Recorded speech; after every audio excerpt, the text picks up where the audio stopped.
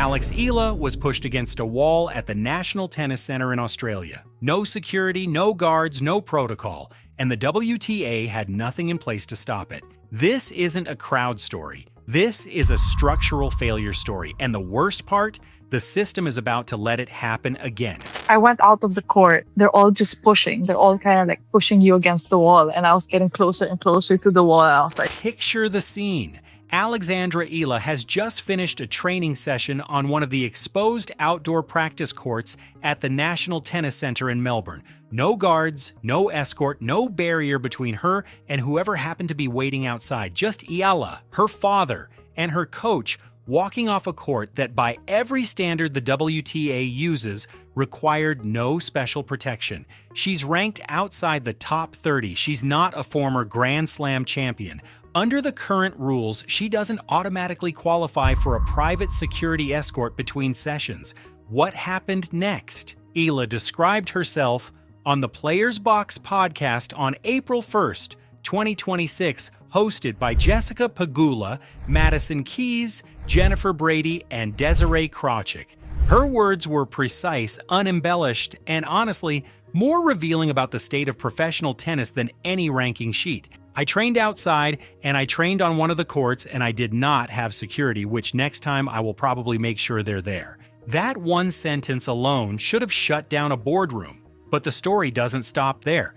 After training, it was full. I came in and it was full, and I went out of the court and the traffic of people was coming because they wanted me to sign. I couldn't move. And then, almost as an afterthought, Eala described the moment it stopped being a fan story and became something genuinely dangerous. There was a wall back here, and if the traffic of people was coming and they couldn't see what was happening over there, they were all just pushing. They were all kind of pushing you against the wall. And I was getting closer and closer to the wall. I was like, oh, that's kind of dangerous. Closer and closer to the wall. Her father right there, her coach right there, and not a single guard in sight. So Eala shouted, not into a radio, not to a security team. She shouted directly at the crowd, "Wait, give me some space. Give me some space or I'm going to get run over." The crowd stopped. She made her way through, and the Women's Tennis Association had no protocol in place that prevented any of it.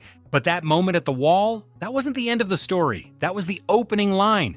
like, wait, give me some space or I'm gonna get run over. To really understand how a practice court wall became the defining image of the 2026 Australian Open, you need one number.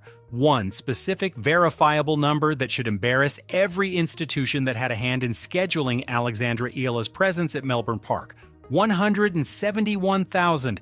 That's how many views the Australian Open's official YouTube channel recorded for Alexandra Eala's pre-tournament press conference. Same tournament, same channel. Now here's the comparison.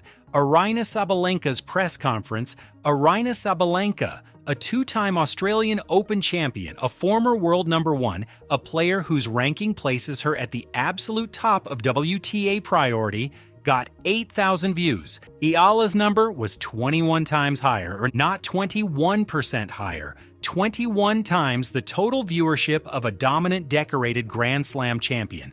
That's not a cultural signal you can quietly file away. That's a quantified demolition of the idea that competitive rank and commercial draw move together.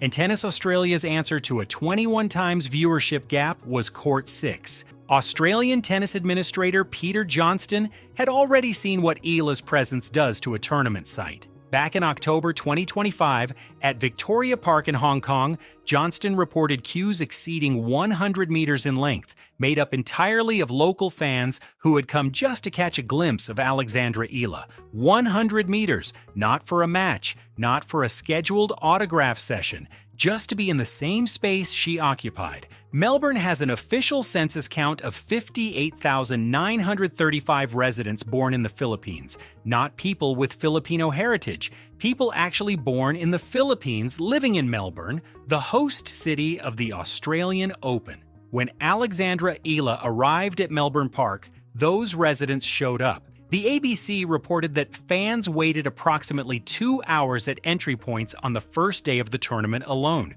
Tennis Australia's operational model had no category for any of this, and Eala still ended up on an outside court with no security.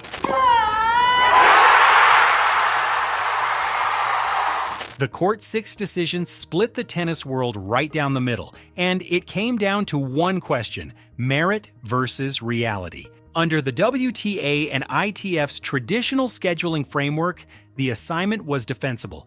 Eala wasn't a top seed. She wasn't a past Grand Slam champion. She was a 20-year-old player from the Philippines ranked outside the top 30, making her Melbourne main draw debut against Alicia Parks on January 19, 2026. By the rulebook, Court 6 made sense. What Tennis Australia couldn't model was what Court 6 actually looked like when 58,935 Filipino residents in Melbourne treated her match as the most important athletic event of their year. Chair umpire Yulia Ignachenko had to repeatedly caution the crowd during active play.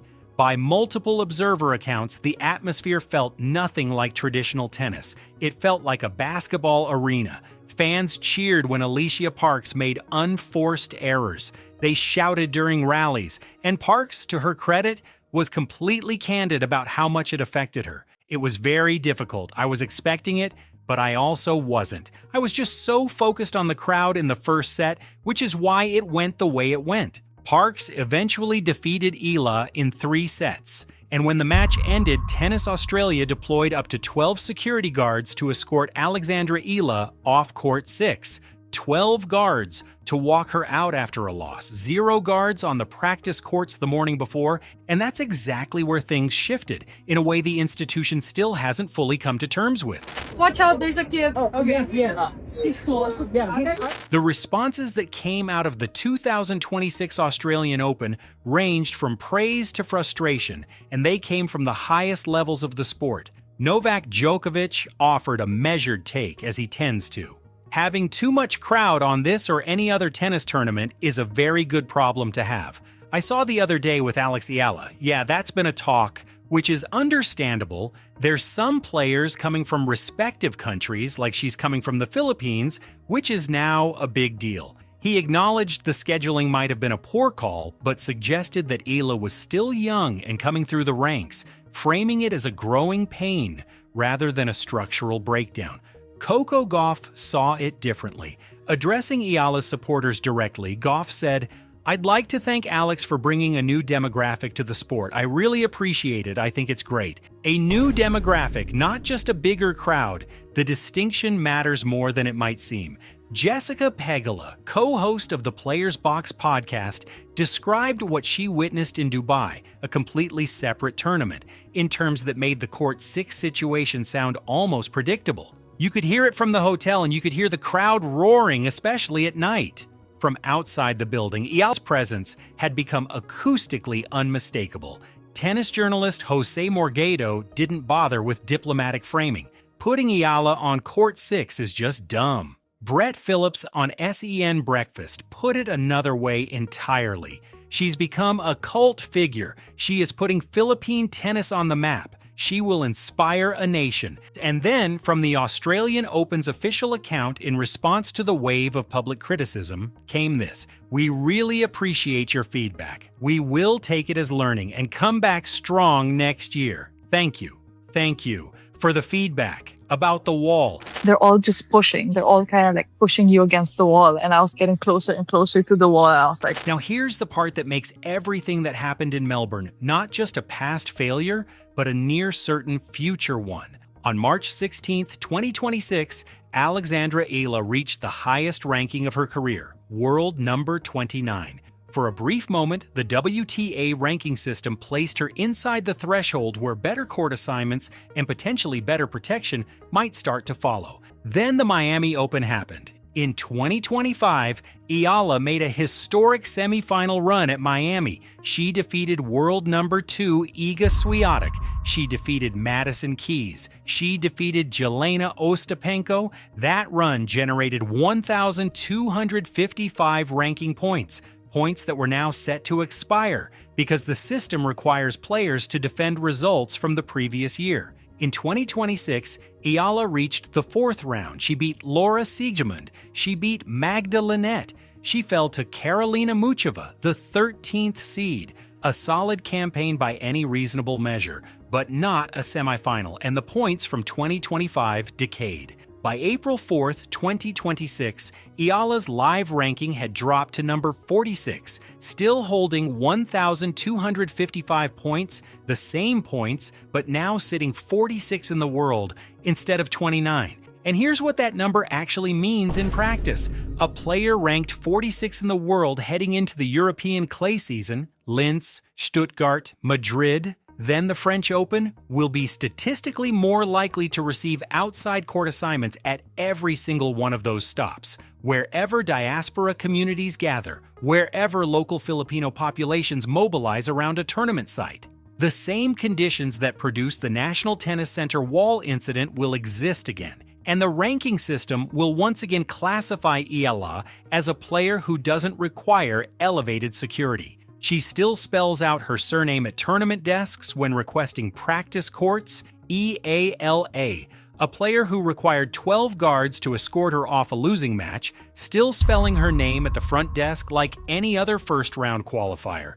That contrast between her global reach and her institutional standing runs all the way back to how she learned to play tennis in the first place. Eala developed her flat ball striking and the same ground strokes that took apart Iga Swiatek at the 2025 Miami Open, not on a regulation WTA court. She built that game on a surface roughly the size of a half basketball court in the Philippines, with a truncated baseline that left her no room to retreat. She had to take the ball early on the rise because physically there was nowhere to go. On crushed shell courts, not clay, not hard court, crushed shells. The precision that made 171,000 people click on her press conference was built on a half court in a country where, as Eala herself noted, she is the only Filipina to have ever appeared in an Australian Open main draw. Not the first in her generation, the only one, ever. She moved to the Rafael Nadal Academy in Mallorca alongside her brother, specifically because having him there gave her the psychological grounding to live so far from home. She drinks matcha, not coffee. Before her biggest matches, she puts on sunscreen and prays. And after generating crowds that required 12 guards, a public statement from a Grand Slam institution, and public commentary from both Coco Gauff and Novak Djokovic, she still has to spell her name at the front desk. Both the WTA and Tennis Australia have signaled that something needs to change. The Australian Open's acknowledgement, however brief, was the first institutional admission that the merit-based scheduling model failed to protect a player whose cultural draw had completely outpaced her ranking. Conversations about more flexible protocols have begun. Djokovic called it a very good problem to have. But on April 6, 2026, Alexandra Eala begins her clay court season at the Linz Open in Austria, ranked number 46, with no structural guarantee that the next tournament will assign her the court or the security that her crowd actually requires. The Australian Open said it would come back strong next year. The question is whether the Women's Tennis Association waits that long to figure this out, or whether the next wall has to happen first.